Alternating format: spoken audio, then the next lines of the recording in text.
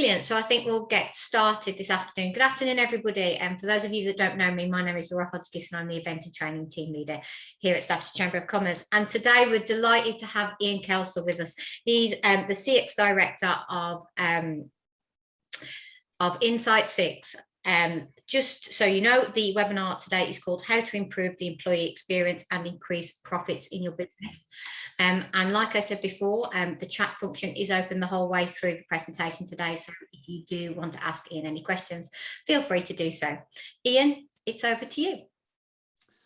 Thanks, Laura. And again, thanks for the introduction, and also thanks for everyone coming along and attending. So it's great to be part of the Staffordshire Chamber Business Festival 2021. So we'll make a start on the presentation and go through the content as Laura described. So my name is Ian Kelsall. I'm the CX Director of Insight 6, again, based in Staffordshire, living in Newcastle on the Lyme and covering Staffordshire and South Cheshire.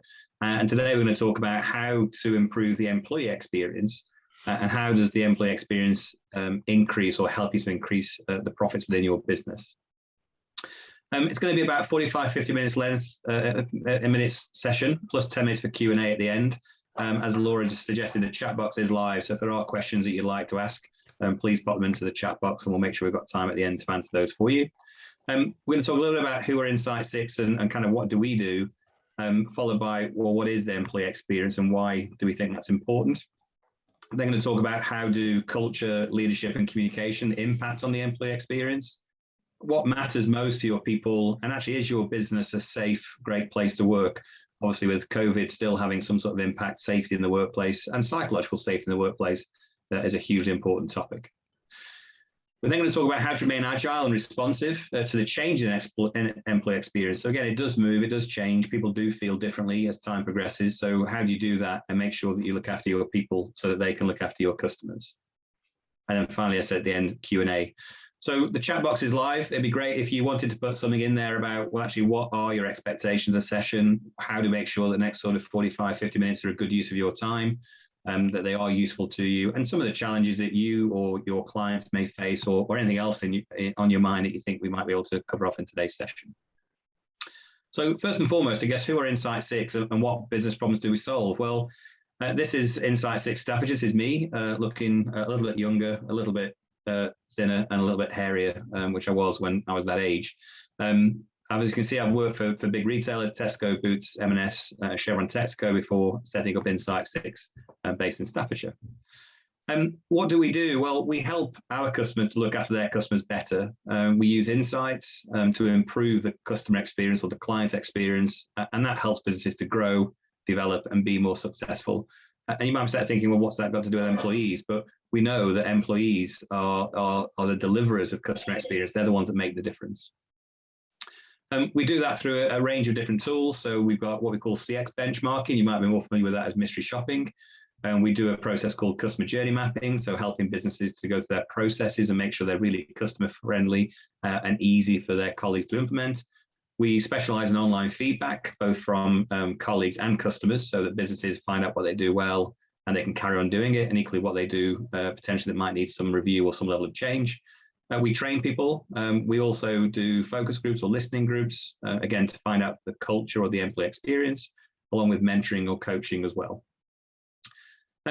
How does that all fit into a model? Well, again, as a customer experience business, it actually all starts with people. It all starts with the colleagues' experience. If you've got colleagues who are potentially unhappy or a little bit miserable, that will feed into the customer experience as well. It's almost impossible to deliver a fantastic customer experience if you don't look after your teams and your teams are not happy in the workplace.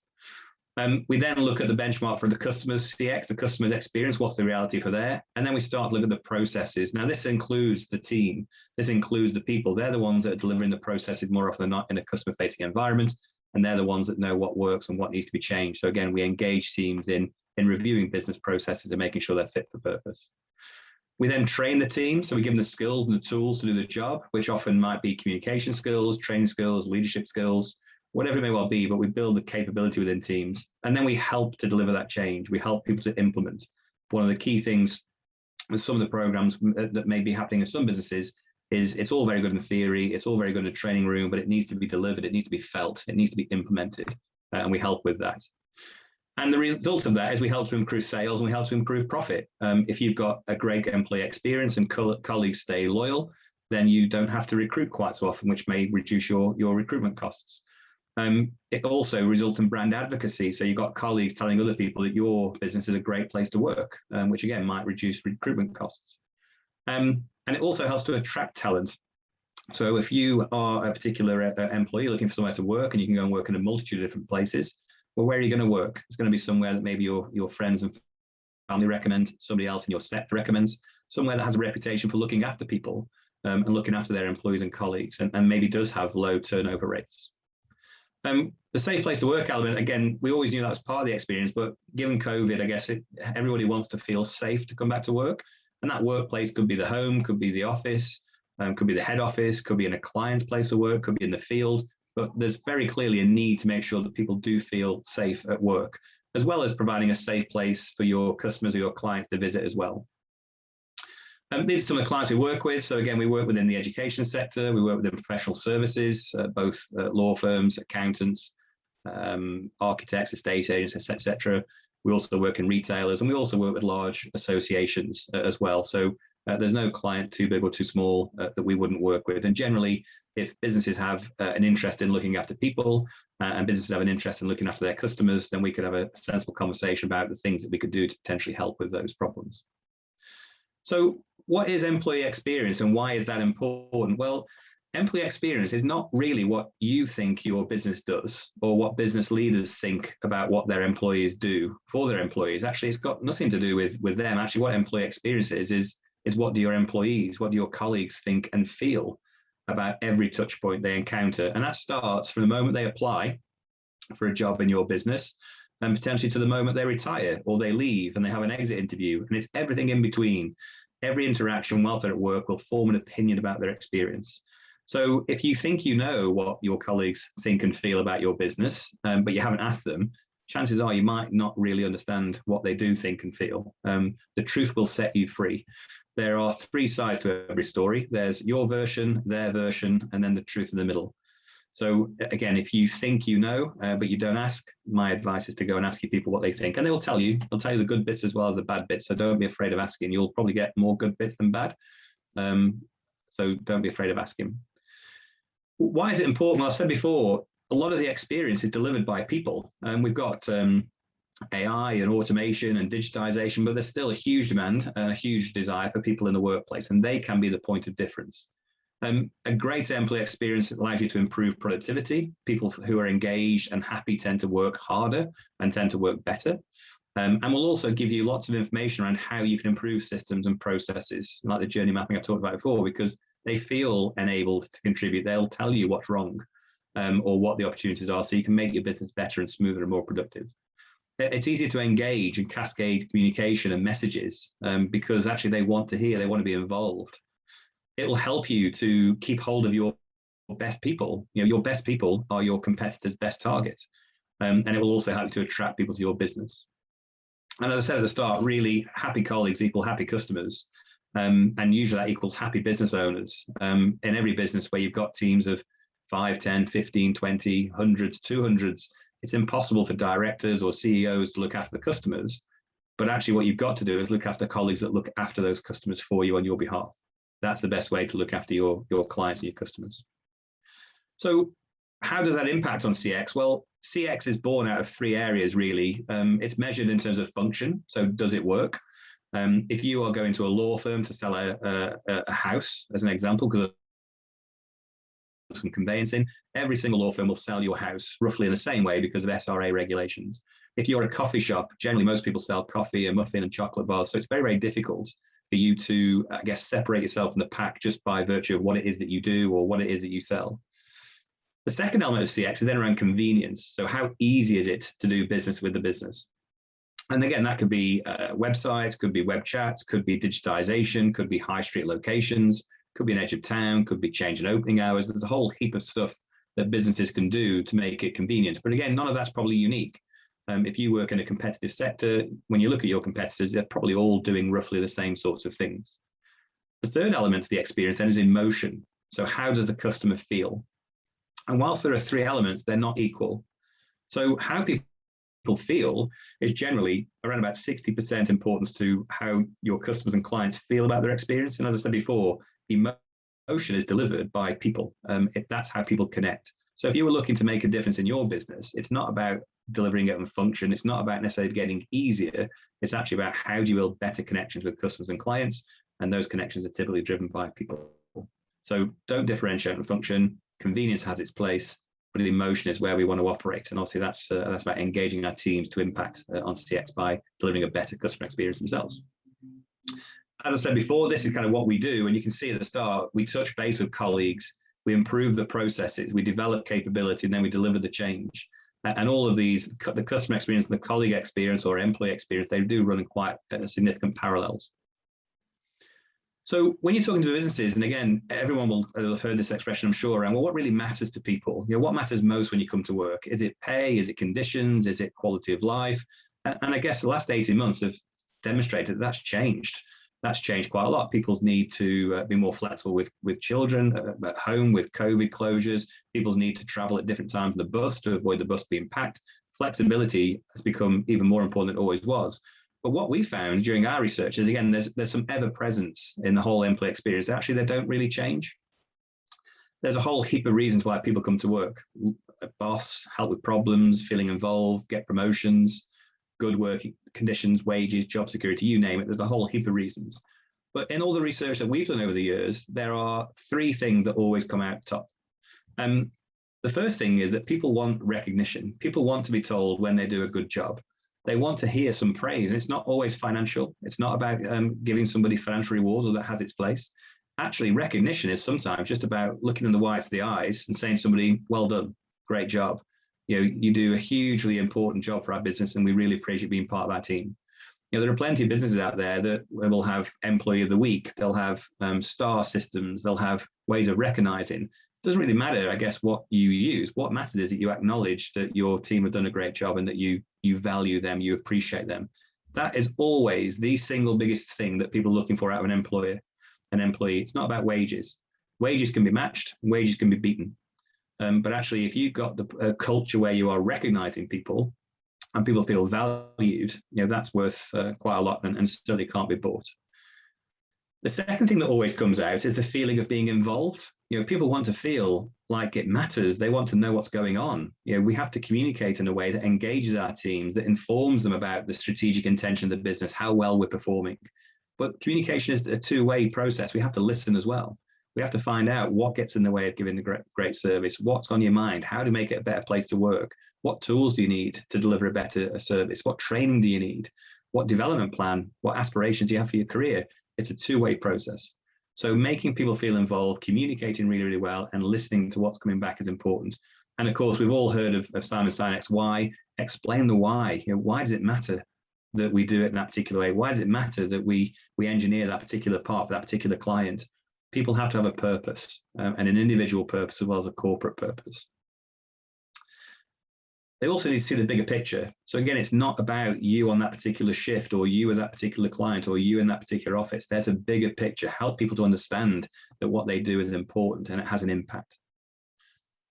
They need to feel like an important piece of the puzzle. They need to not feel like a very, very small cog in a very, very big machine. There are plenty of businesses with good size workforces where it's easy to get lost. It's easy to feel like it doesn't matter. And it's easy to feel like, actually, I don't really add much value. How many times have you heard somebody say, well, I'm just a till assistant, or actually, I'm just a Saturday worker? How many retail businesses do you go into where they say, well, I'm just a Saturday boy or girl in old language, and yet Saturday is the busiest trading day of the week? That's the most important job. How many times have you heard somebody say, well, I'm just a cleaner? There is no just in businesses that help people to feel involved. There is no just, because everyone plays an important role. So I want to come on to kind of culture, leadership, and communication, which we've touched on a little bit already. But actually, in good organizations, when there is a culture of collaboration, you can see on this graph that purpose and trust are both high. Now, where trust and purpose are not high, there's generally politeness, there's generally P's and Q's being watched, and people don't really tell you the truth. But actually, it's because they don't really know why they're there or what they're doing, and they don't necessarily trust the people they work with or work for. So therefore, there isn't any real healthy debate going on. There is no I guess, contribution to a greater cause or disruption taking place. And as purpose and trust evolves, you can see we get up to collaboration, which is the highest point, where purpose is well known, it's well felt, people understand why they're there. And trust is also is huge. There's a great book from a guy called Patrick Lencioni, and he talks about 5 dysfunctions of a team. And again, for anyone that's not read it, it's well worth it. It's only 100 odd pages long. It's not particularly big. But he talks about the 5 dysfunctions of the team. And the first one is lack of trust. And actually, where trust is not present, very little gets done because no one's going to be prepared to put their head above the parapet.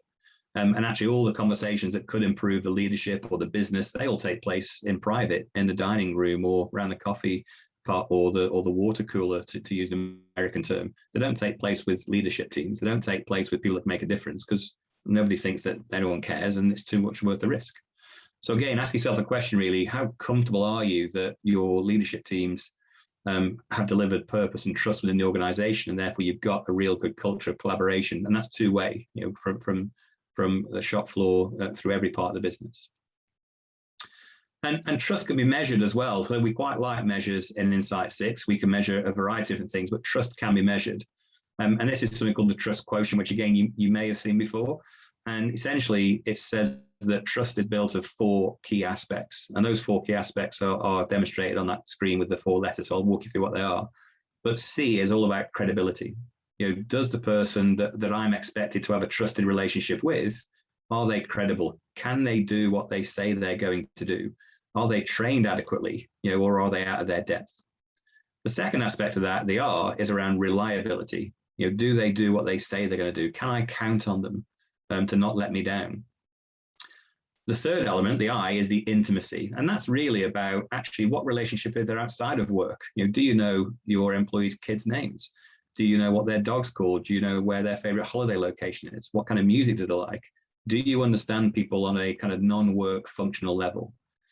And then the final part of that puzzle, the SO, is about self-orientation, which is kind of the reverse of teamwork. How selfish is the individual? Are they solely interested in themselves, or actually does the greater good and teamwork kind of trump their own personal needs? So are they highly self-orientated and therefore not particularly teamy, or actually are they quite teamy individuals? And actually that trust quotient can be used to establish whether you have a good trusting relationship or not. But more importantly, it's going to be one of those 4 factors that's either scoring quite highly or scoring quite low. So if you have a poor relationship with somebody and it's actually because their reliability isn't strong, then you can help to develop them to make sure that they do more of what they say. You can help them become more reliable people. If they had a credibility issue, it might be that they need training or refresher training. So there are different ways of trying to build on these relationships. Again, if you have somebody in mind that you have a really good trusting relationship with, my advice would be to score them. Score each of those 4 out of 10. And then think about somebody that you don't have a particularly good relationship with and equally score them out of 10. Have a little think about where good relationships are strong and where poor relationships potentially need some work. So this is an expression that was shared quite some time ago. And again, leaders, they don't light fires underneath people. They actually light fires inside of people. They inspire people, they motivate people, they make them strive to become better. So igniting a fire within somebody and finding a spark that makes them just work that bit harder or explore a little bit more or go on to develop, that's a hugely important part of any leader's role. Another one for me is empathy. You'll hear an awful lot about leading with empathy. And every time you look at empathy, there's usually a black cloud or a deep hole that's involved to try and help people to illustrate what empathy is. And actually empathy is often confused with sympathy. People think they're being empathetic and actually they're not.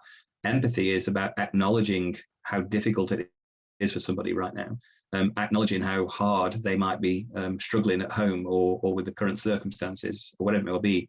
Empathy and empathetic leaders, they make it okay for people to not be okay. They lead in a way that again makes people feel comfortable saying, I'm having a tough time. And without judging them, without trying to fix it, just by acknowledging the fact that actually, yeah, I know that's hard for you right now, and I'd love to be able to help, or I know that's really difficult for you. They don't need you to fix things; they just need you to listen. Another favorite of mine is, again, we often try to be understood before we understand. So this is an old Steve Covey quote for those of you that will recognize it. And the whole point is, you've really got to work hard to understand. We need to listen. We need to listen and really understand that whole concept. Again, you'll hear different stories from Mike Bezos at Amazon and all that kind of good stuff, where he is always the last person in the room to speak. because he wants to understand everybody else first. He wants to know what's going on in the room. So Jeff Bezos, you said Mike Bezos, Jeff Bezos. He wants to listen to everybody else in the room. And then once you understand everything that's going on, once you know what your people feel and think, once you understand the employee experience to bring it a bit closer to home, then you're in a position to actually change it or do something to improve it or be understood yourself. You can't do that if you go off half-cocked, you don't get the situation right. So we need to be able to listen and listen properly. And again, this is another part of that same quote with Steve Covey. The trouble with communication is that actually people don't listen, and they certainly don't listen to understand. What they do is they listen to speak. And whilst the human brain is very clever and can do a million things at once, what it can't do is listen and speak at the same time. So the minute we engage our mouths and we start to speak, our ears tend to shut down. And even if somebody's in mid-sentence, because we've already figured out, our brains work quicker, we know what the person means, I know where this is going, and that my ears shut down and my mouth opens. So again, if you find yourself being overspoken at the end of your sentences, the person is not listening to you. If you find yourself finishing sentences off for other people, you stop listening to them. Active listening is a really difficult skill to learn, but it's one that once mastered, you'll find that yourself, you hear an awful lot more. There is a difference between hearing and listening. Another thing that happens in really good cultures with really good leaders, with really good communication strategies, is they kind of give feedback quite freely. And again, going back to the Patrick Lencioni, I guess, if you don't trust people, you're highly unlikely to take a risk and give people great feedback. And I mean great feedback as in stuff that's really helpful. I don't mean stuff that makes you feel good because it gets off your chest. That's really bad feedback. What we need to do is share feedback that really helps people. So if I've got something that I want to give feedback to somebody and I say, look, I think this would be really helpful and would it be okay to share it? I've already told the person that I'm going to share some stuff with them that I think it's going to be good for them, and I seek permission to share it. So again, how often or how easy is it to receive and give feedback in your workplace? And actually businesses that can give and receive feedback quite freely are usually quite good cultures where the employee experience is strong. Areas where this doesn't tend to happen, often the employee experience is not quite so strong. And then again, another favorite of mine is the old model around performance management. And again, people think, well, what is performance management? Is it about sacking people or sorting out poor performers? And the answer is no, it's not. Performance management is getting those performing to carry on performing, and hopefully getting those who aren't performing and struggling to perform better. There are disciplinary processes and again, ways of obviously managers to be out of the business if there are issues. But performance management is not just dealing with people who are struggling or helping them to exit the business. Performance management is bigger than that and is broader than that. And as I said before, a leader's role is to inspire great performance. And you don't do that if the only time you talk about performance is once a year. You've got to be talking about performance more often than that, regular touch points. It's not on this graphic, but again, it shows that actually what tends to happen on that graph on the left, performance, what happens is that line is in the middle of that little lump. And actually what happens is performance tends to improve around about the time of the review. And then it goes down because nobody else is looking. And most performance reviews, if you do it annually, they're probably based on the last 6 weeks because that's pretty much all you can remember. So the really smart organizations, the ones that do it every March or every December, don't be surprised if your colleagues start working really hard in the 4 weeks before their review is due, because they know what's going on. Whereas regular reviews, it removes the guesswork and it helps people to maintain a steady performance of good performance. Good leaders always make people feel big and not small. Good leaders don't walk around making people feel really bad and saying things that make them feel inadequate or substandard. Good leaders always make people feel big. And you've heard the expression before, walk around feeling like you're 6 foot tall, stick your chest out, proud. Good leaders do that. And that doesn't mean that they don't deliver difficult messages. It doesn't mean that they don't go around saying things that sometimes are a bit painful, but they do it in a way that is inspiring and motivating and enabling. They don't do it in a way that makes you feel like you're inadequate or incapable. So make people feel big, not small. Another thing that good leaders do is they take pressure away. They don't apply it. They try and find out ways of, well, how can I make it easier for you? How can I make it better? What more do I need to do? They take pressure away. They don't apply it. And again, another good model for yourself, think about actually as a leader in my business, am I adding pressure? And I'm not talking about healthy tension. I'm not talking about the healthy tension that makes people perform. I'm talking about unnecessary stress, unnecessary pressure, making people feel poor, as I said before with the previous slide. Good leaders will always inspire hope. They'll always create some level of excitement. And they'll always have a spirit of celebrating success, because that's what good leaders do. And obviously, if you're working in a culture or an environment that has leaders doing this, communicates well with you, recognizes and rewards you and praises you, there's a chance that's going to be a good employee experience.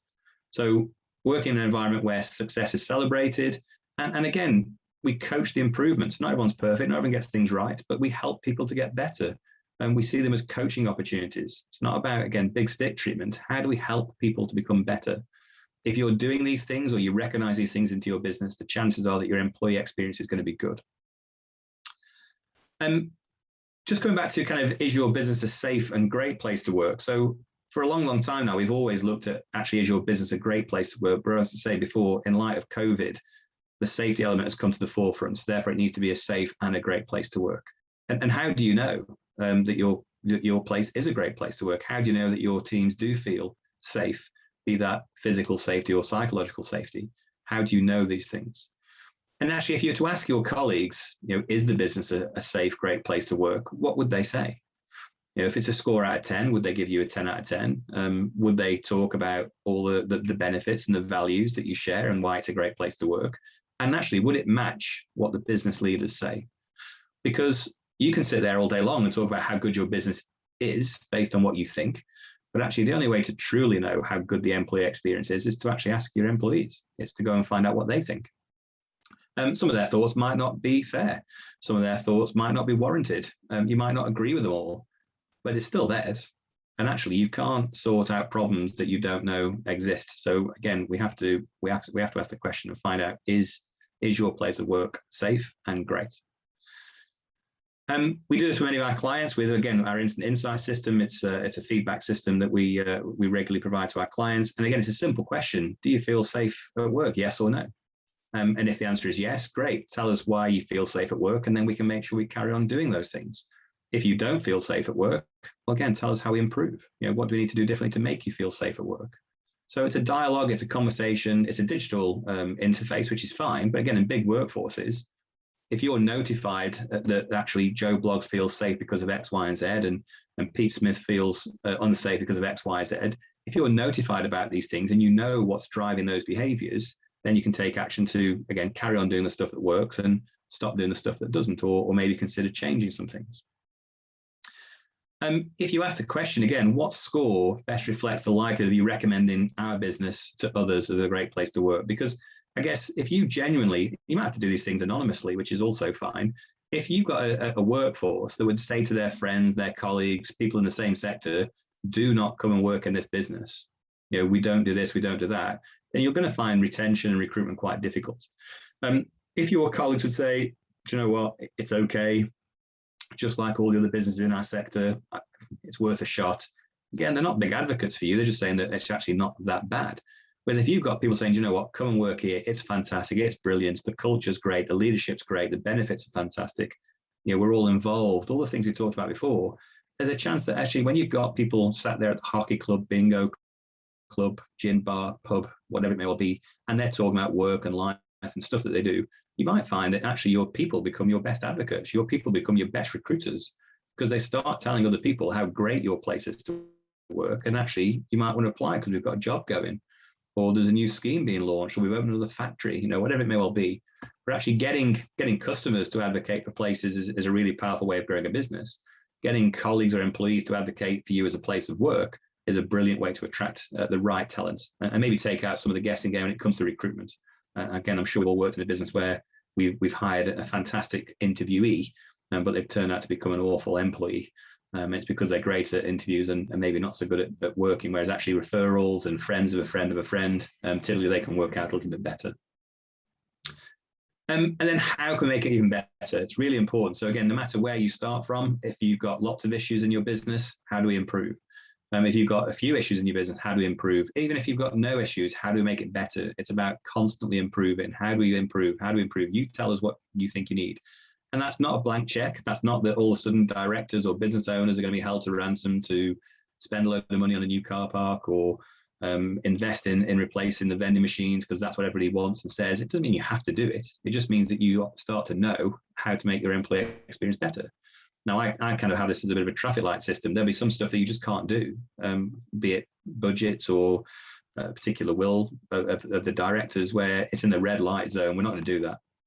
I hear you, but we're just not going to do it. It doesn't fit. Then you have some stuff that's sat in the amber zone, which said, you know what, we need some time to think about it. Let's go away and have a look. Now that might still go into the red zone because you've gone and explored it and said, no, we're not going to do that. Or it could move into the green zone, which is, that's a great idea. Fantastic. Thanks for sharing it. We're going to go and do it now.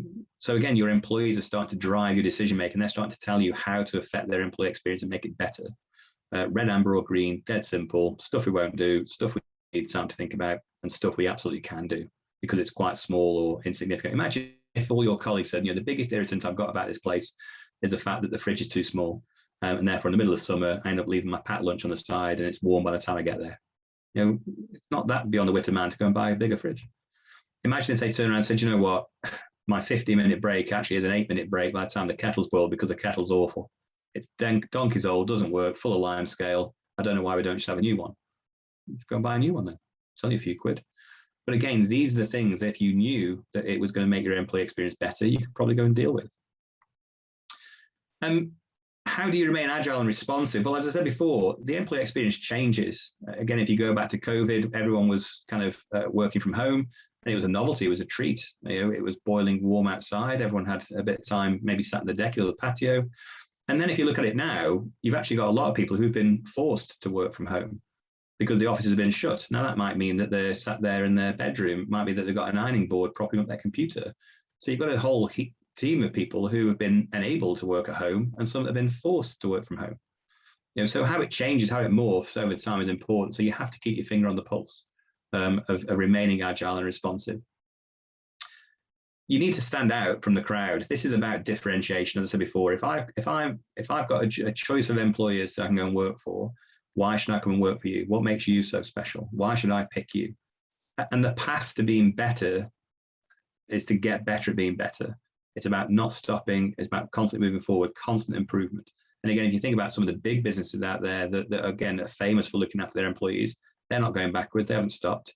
They keep moving forward, which is typically why these businesses, they don't tend to have problems recruiting. I've got several clients that apparently work in sectors that are difficult to recruit for. And yet my clients don't seem to have a problem recruiting. And that's nothing to do with me. That's because of their culture, their leadership. It's because of how they run their business. You know, they've got their colleagues telling other people, come and work here. It's a great place to work. So when they say they're scratching their head and they always say to me, well, we're just really lucky. And I find myself correcting them. It's not about luck. You know, it's not lucky. It's because you put the effort into the culture and the leadership, and therefore you get the rewards of that, because then your colleagues are telling other people that you're a great place to work. It's not about luck. You have to know where you're starting from. So again, this is another really good, well-known consultant called Tom Peters. And again, it's quite an old expression around what gets measured gets done. So what is your employee experience? Where does it sit? Does it have a number? You know, are people satisfied, not satisfied? Is it a great place to work? Is it not a great place to work? It doesn't really matter what the measure is, but it needs a measure. Numbers make the world go round. And we need to kind of know what our employee experience is and where are we starting from. We need to pick up the mirror and the magnifying glass. So when I talk about mirror and magnifying glass, the magnifying glass is a typical tool that most business owners use to look at what everybody else is doing wrong. And that has its place. It's important that we do look at the way we do things and get things better and working better. But we also need to pick up the mirror and sometimes have a little look at ourselves. You know, well, what are we doing? You know, what is the culture that I've created? What is the tone I set as a leader? How do I speak to my team and really mobilize and engage? Do I even say hello to them all first thing in the morning? I think if you look through the mirror and the magnifying glass, you'll have a much more rounded idea as to what is going on in your business. And all the mirror stuff is stuff within your control. You know, that's the things that we do as individuals. So you might not be able to control the behavior of everybody, but you can certainly control your own behavior. So having a good look in the mirror is a really important thing to do. As you might expect from an insight company, finding out what really does matter to your colleagues is critically important. Asking them, you know, what gets in the way of you doing a great job, how to make it better. And honestly, the times we've done this, we were actually talking to, wasn't a client at the time, but we were doing a bit of work for them to find out what their team were. And they were a call center and they didn't have the Bluetooth headsets, they had corded ones. And the team said to us, you know what, when we get a phone call with a client, we like to stand up because we like to walk around and take the phone call. But because they're corded, we could only stand up halfway. We're like hunched over the screen. We couldn't walk around freely. So if we could get some kind of Bluetooth headsets, that would make our life an awful lot better. And we'd probably look after clients better because we're not sat there agitated that we can't stand up properly. And the amount of people they had, the investment was a few £100. That was all they wanted. The example I used about the kettle, that's a real life example. It really, really wound these colleagues up that they couldn't take a 50-minute break because the kettle didn't boil properly. You know, the example about the fridge is a live example. People were having their food either stolen out the fridge or moved out the fridge to accommodate other people. And for the sake of a few hundred quid, the person we were talking to, it resolved the biggest irritant for their entire colleagues. It wasn't the big ticket items. It wasn't they wanted a bigger car parking space. They didn't want more money. They didn't want a bigger company car scheme. They just wanted a bloody bigger fridge to put their food in. That was it. It's not much to ask. Although we do surveys, and Instant Insight is obviously a fantastic survey system, don't fall into the trap where actually this solves everything. Asking for feedback and then doing nothing with it is worse than not asking for feedback at all. So if you're going to have an employee experience measurement, if you're going to do a survey for your colleagues, a bit of advice, really don't make it an annual one, because by the time you've analysed it and worked it, come with an action plan, it's probably already moved on. And then the next time you send a survey out, people will have given up because, well, you didn't do anything with the last one, really. So our advice is to make it frequent and small. And if it's frequent and small, then you can deal with what comes in. And therefore, as you find yourself having credibility for dealing with the issues that crop up and responding to what your team are saying, what tends to happen is you get more feedback, because people realize that actually there is value to this and you're listening and you're doing stuff about it. So therefore, I'll tell you a bit more and a bit more and a bit more. And going back to the collaboration slide that I showed, it moves then from politeness up towards collaboration, because there's a point, there's a purpose me sharing stuff, because you care, you listen, and you react. Doesn't mean you do everything, but you're certainly responsive enough to either explain why it won't get done or consider it. So if I told you about A, B, and C, well, maybe you're interested in X, Y, and Z. So again, when you're responding to what your clients or customers or employees are telling you, what typically happens is you get told more stuff. So again, avoid the trap of, we've got an annual survey, it's probably about 40 questions long, nobody fills it in, nobody does anything with it, and then we do it again 12 months later. And then hide behind the fact that we do have an employee engagement survey. The only problem is it's not particularly engaging, and therefore doesn't really work. We know that colleagues want to feel like they're being recognized. We know that they want to feel in on things, be part of the problem solving, be part of the solution. We know that they want to feel that what they do matters and that they make a difference. And we know that actually the fourth aspect, when I didn't share this earlier on, the fourth aspect that comes out of most of the surveys that we do around employee experience is actually they want to know that they can count on their leadership teams, their line management teams to help them when they've got personal problems. You know, the world has moved on, and the days of, you know, tying somebody to a desk 9 till 5 and not being flexible around their medical needs or their family life, they've gone in good employers and good employee experiences. So people need to feel comfortable that if I've got a problem, I can come to you and I know that you'll help. Now, that doesn't mean you can solve things. It doesn't mean that you can wave a magic wand. I'm not going to suddenly get their massive pay rise every time I ask for it. It's not about that. But I need to know that when I've got a problem, that it matters to you. I need to know that when I need your help, you will want to help me. You know, that's quite a rudimentary request, I guess. And we've probably all worked in businesses where we felt like that. And we've probably all worked in businesses where actually it didn't feel like that. I used to have this thing in another business I worked in where somebody would come to you quite short notice and say, look, I need to take some time off for something that's cropped up.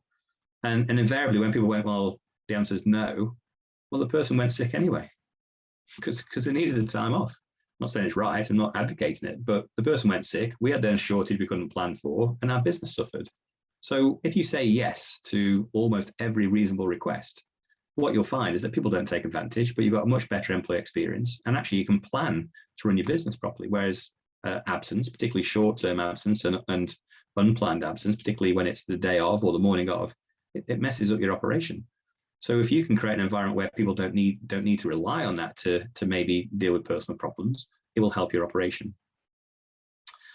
So where do you start? So we've got the last slide now, and again, just ahead of time, so we'll be able to take some Q&A, and I see there is some stuff in the chat box I know Laura will go through in a moment. So as a starting point, find out what matters to your team, you know, what really motivates them, and try and apply a measure to your current employee experience. Now, again, this comes with a word of caution. So I've seen this before where, again, certain business owners will say to me, well, I've been around and I've asked them all, you know, am I a good boss?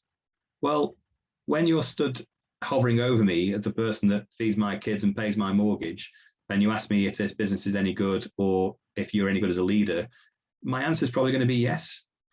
just because it is and it's easier. So I'm not saying that you have to go and buy instant insight. You have to use a survey system. What I'm saying is you have to kind of get the information out without it feeling like it's disingenuous or it's not authentic.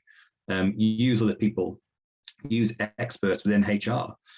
Talk is cheap. You don't need to necessarily go and say buy the instant insight system. It's not about that. Just by listening, asking questions, mobilizing the team, using the skill set, you'll have leaders within your workforce that might be able to go and do this for you. Whatever your resource is, it doesn't matter. Go and find out what the general feeling is on the ground. What's the temperature check? What's getting on people's nerves? How do we make it better? Just go and ask the question. Try and build a culture where you recognize the team for doing a great job. You can never celebrate success too many times, and often small wins are important when times are tough and jobs are tough. So again, a culture of celebration, success, calling people out for doing a great job, not only does it make the person feel good, but it makes you feel good. It gives you as a leader, it gives you energy. Nothing's more draining than walking around telling everyone bad news or delivering bad messages. So walk around giving good messages, walk around telling everybody good stuff. Again, not talking about being disingenuous or not authentic, but actually go and catch people doing stuff right and tell them what a great job they've done. That's fantastic. That's brilliant. Look at the difference you've made. It will improve your employee experience, and it will actually improve your enjoyment of work as a leader. Nobody wants to walk around talking about energy draining negativity all day or all week or all month. Try and deliver, again, we haven't covered this in the slide, but part of leadership is what I call CASE. And CASE is about community, which is the C, authenticity, significance, and excitement. And again, as community is important, the team need to feel part of the team. They need to feel involved. They need to feel that what they do matters. And the bigger the business, sometimes the harder this is to achieve. But actually truly making people feel involved and part of something. If you don't have that purpose, trying to deliver a purpose, both at corporate level and individual level, is important. It gives people a flag to which to mobilize behind. And then equally, you've got to support people's performance by training them properly, delivering a development plan to build new skills, build leadership skills within your team management or your leadership teams, and which can inspire great performance. It's very easy to hire and fire people. It's not something I would recommend. I don't think it's a great way to a great environment to work in. But to inspire great performance, there's nothing more rewarding than helping somebody that's struggling and seeing them to go on to become a great performer. There's nothing more rewarding than seeing your great performers being acknowledged and maybe moving on to bigger and better things outside your organization or getting promoted. So again, having the leadership skills to create the sense of followership that comes with it is also a good thing to do. And again, leadership skills often is an area that's overlooked. You tend to find that you've got a really good salesperson who becomes a sales manager, becomes a sales director, and they're awful at it. And they've never been given the skills to manage or lead. And that can happen in any business. So again, think about, as you're promoting people, how do we give them the skills to really inspire great performance in their teams? So it's just gotten 1:45, so we've got probably 10-15 minutes just to kind of go through any questions that you may have.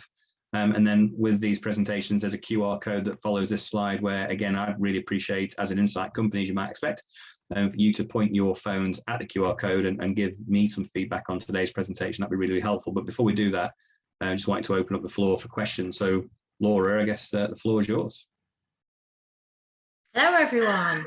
Thank you, Ian. That was absolutely amazing. I know that you've spoken for us a couple of times, and every time it gets better. So thank you very much. Really appreciate it. I know there was, at this point, it's your turn to sort of, as attendees, to be able to ask any questions that you've got in the chat for Ian. I know that some of you, this will be the first time that you're seeing Ian, so if you do have any questions, feel free to add them in the chat now. I know Laura Jane just asked the book title. She didn't quite catch it, Ian, in reference to earlier. Yeah, I'm going to put that in now. So it was Patrick Lencioni, and it was 5 Dysfunctions of a Team. So I'm just going to put that in now. Brilliant. Fantastic, thank you very much. And Liz, one of our attendees, just saying she quit her role years ago because she didn't realise she was in a position to make a difference, and she needed to feel like she was making a difference, which I feel a lot of us can resonate with, to be honest with you, in reference to it being a very important part of your job is to be able to make a difference in the workplace. And so I think you're not alone there, Liz, in feeling that way. Brilliant. Has anybody else got any questions for Ian, just in reference to the presentation or anything else? I'll give you a couple of minutes just to pop them in if you do want to ask any questions. That's okay. And just picking up on Liz's point, that you see these strap lines on various different bits of social media as well about people don't leave jobs, they leave bosses. And leaders do set the tone. The culture is the environment you work in, and there's plenty of people where, again, they just get disenfranchised, disillusioned, and then move on. It's not unusual. So hence today's topic around the employee experience. If you picture a world where actually, for some of the things we talked about today, you not only keep your best talent, like Liz, who clearly left, if you attract the best talent, which again may well be somebody like Liz looking for a job, and you mobilize a team to get behind the company objectives, to get behind the company mission, to deliver a better experience, to get new customers, keep hold of customers, sell more products to more people more often, that feels like a dream for most business owners. But it absolutely probably starts with them, their leadership, the tone they set, and again, starting that place, as I showed in our model, where although we focus very heavily on customer experience, it all starts with people and the team that are in place. Brilliant. Absolutely. I couldn't have put it better myself, Ian, to be honest with you. Brilliant. Actually, I don't think you've got any more questions in the chat, Ian, from what I can see. Okay, great. That's fine. Perfect. Ian, I don't know whether you want to put your details just in the chat, just in case anybody wants to talk to you offline, so to speak. And just if you could just the QR code is just arrived on the screen. So any of you that want to give any feedback about today's webinar would be absolutely fantastic. Like Ian says, it really is as easy as holding your mobile phone up and just scanning the QR code, and they'll be able to collaborate some feedback, which at the Chamber we will use appropriately to know sort of what works for our members and for business people.